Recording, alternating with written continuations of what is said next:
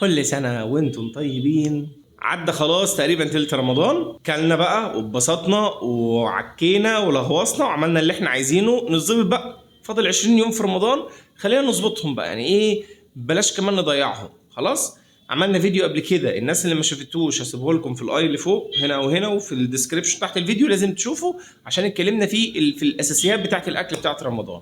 الفيديو ده بقى جايين نتكلم في كام نقطة مهمين جدا، نقط لو ركزت عليها هتعيش حياة صحية في شهر رمضان وهتفيدك بعد رمضان، ولو ما اهتمتش هيروح عليك الشهر زيك زي اي حد. يلا بينا نشوف الفيديو.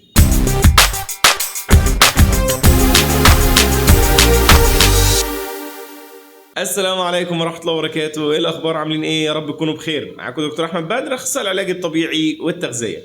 كل سنة وانتم طيبين بمناسبة شهر رمضان. عدى خلاص تلت، فاضل تلتين. يلا بقى نستغل الموضوع ده بكام نقطة كده هنتكلم عنها. وأول نقطة هنتكلم فيها النهاردة نقطة شرب المية. قبل ما نبتدي الفيديو ما تنساش تشترك في القناة، فعل الجرس، اعمل لايك، كمان اكتب كومنت في أي سؤال أو استفسار وهنرد عليه إن شاء الله الحلقات اللي جاية. نيجي بقى نرجع لموضوع شرب المية. أكتر حاجة الناس كلها بتهملها في رمضان شرب المية، مع إننا بنشرب مية كتير وقت السحور وده مش صح، لكن على مدار اليوم احنا صايمين فما بنشربش ميه كويس، فعشان كده احنا عرضه بشكل كبير جدا في شهر رمضان، خصوصا مع الجو الصيفي اللي داخل ده. الناس اللي بتحب الصيف والتلزيق والعرق، فاحنا هنبقى معرضين اكتر للجفاف. فعشان كده كميه الميه اللي حضرتك المفروض تشربها بتاخدها في الوقت ما بين الفطار والسحور، اللي هي من 3 ل 4 لتر ميه تقريبا، مش اقل من 3 لتر، وبتكون في الوقت ما بين الفطار لحد السحور. ويفضل وقت السحور ما نشربش ميه كتير قوي لانها بتخرج بسرعه. خلينا ندرج الموضوع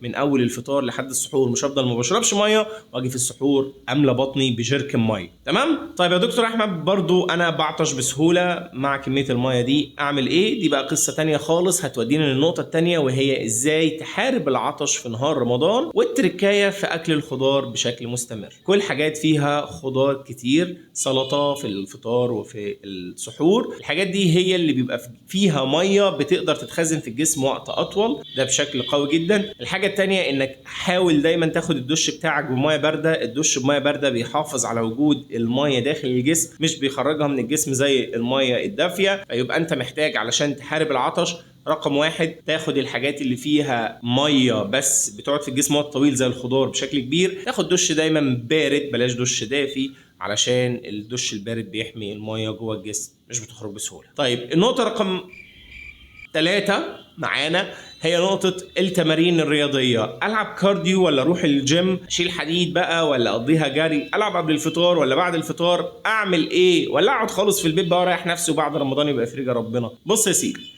الموضوع سهل جدا وبسيط. الرياضة ينفع تتلعب قبل الفطار وبعد الفطار، بس بمواعيد معينة وبشروط معينة. ازاي الكلام ده؟ انت عندك احسن ميعادين للرياضة، اما قبل الفطار بساعة، بس هنا يفضل انها تكون كارديو او تكون رياضة او الاحمال فيها من متوسطة الى خفيفة، ما تبقاش باحمال شديدة. او انك تلعب الرياضة بعد الفطار بساعتين او 3، يعني بعد صلاة التراويح مثلا تقدر تلعب هنا الرياضة وبالاحمال اللي انت عايزها وبالطريقة وبالشكل اللي يريحك، سواء كان كارديو وتدوس على الاخر او كان جيم وحديد وتشيل الحديد اللي انت عايزه، برضه مفيش مشكله خالص. طيب انا يا دكتور بروح الجيم وبلعب حديد في رمضان وبعمل كل اللي انت بتقوله ده، وبرضه حاسس ان جسمي بيخسر عضلات. ايه السبب؟ عندنا سبب مهم جدا وده اللي هينقلنا للنقطة الرابعة، وهو موضوع النوم. الناس اللي ما بتاخدش وقت كفاية من النوم، وخصوصا الوقت بتاع ما بين الفطار والسحور بنفضل صاحيينه قاعدين قدام التلفزيونات بقى وقاعدين نتفرج على مسلسلات وما بننامش بشكل كويس، فاحنا ما بننامش بالشكل الكويس اللي جسمنا محتاجه، فبالتالي بنقوم جسمنا مرهق ومجهد وما بيعملش لنفسه عملية الاستشفاء اللازمة، فعشان كده بنخسر عضلات بشكل قوي. وحاجة تانية كنا قلناها الفيديو اللي فات، هي انك ما بتحسبش كمية البروتين بتاعتك بشكل قوي.